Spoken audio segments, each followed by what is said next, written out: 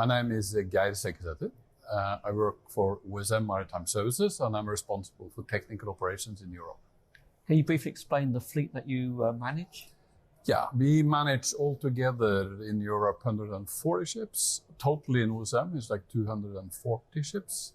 And of the vessels that we do operate in Europe, it is offshore units, FSOs, it is a lot of shuttle tankers, and it's also offshore vessels of more traditional type. On the offshore shuttle tankers, where do they operate, and in what sort of DP system do they have? They operate worldwide. DP2, also DP3, but worldwide. Okay. And you had a number of shuttle tankers in Brazil and a number in the North Sea. Can you explain the fleet? We have, I think, presently 4 vessels operating in the North Sea, and we have 5 in Brazil. And we have then 2 more vessels under construction. In your presentation, you were talking about the alternative fuels and different clean energy systems. Where are the shuttle tankers in the sector now in using these alternative fuels, and what are the implications for DP?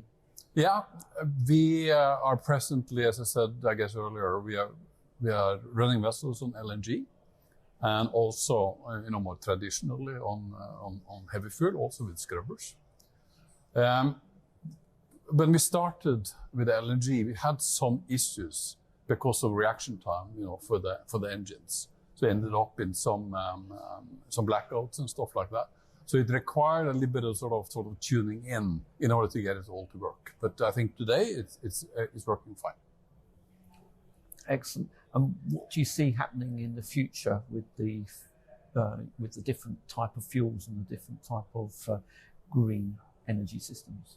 Yeah, I'm kind of skeptical, to green fuel to like ocean trading vessels, because how will you produce that clean fuel? And today we don't have the power and the electricity to do that.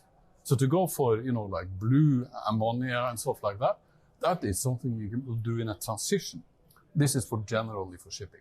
However, when you talk about shuttle tankers, they're operating in a much smaller sort of geographical area. So the logistics are easier to fix.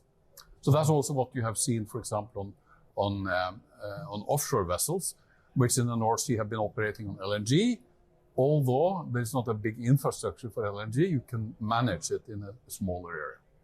I will also say that when we talk about the shuttle tankers, because of the way they're operating, they sort of become a part of them, a nation's sort of CO2 cap and targets. So we might end up having, for example, methanol or ammonia on a shuttle tanker because it makes sense and somebody willing to pay for it because it's good for the totality, for example, for Equinor.